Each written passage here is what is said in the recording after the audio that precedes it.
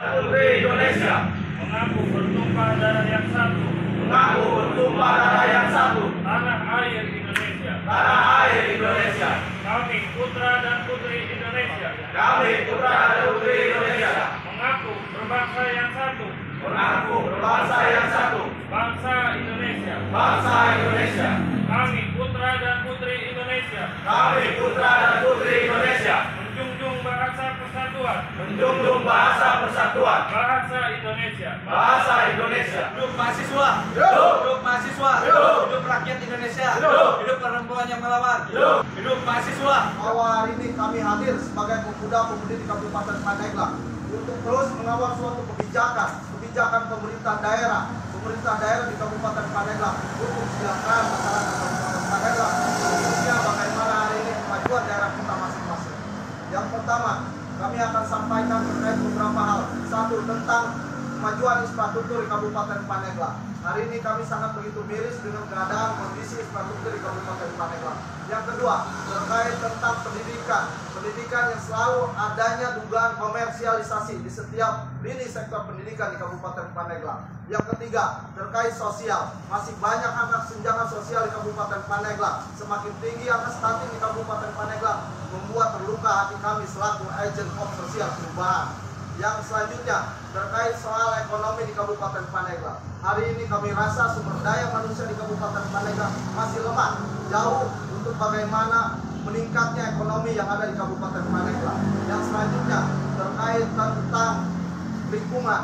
Jelas beberapa hal sudah kami kaji bahwa lingkungan di Kabupaten Pandeglang bukan hanya persoalan limbah dan lain sebagainya, tapi masih ada persoalan alam yang memang harus kita kaji bersama untuk bagaimana Pandeglang lebih jauh dan lebih maju ke depannya.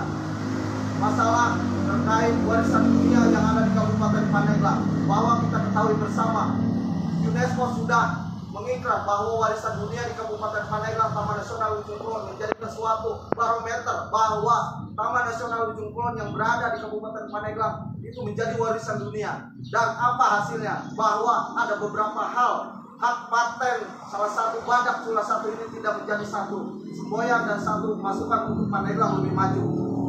Yang selanjutnya, bahwa masih banyak birokrasi yang hari ini belum bisa mewadahi aspirasi politik kaum muda.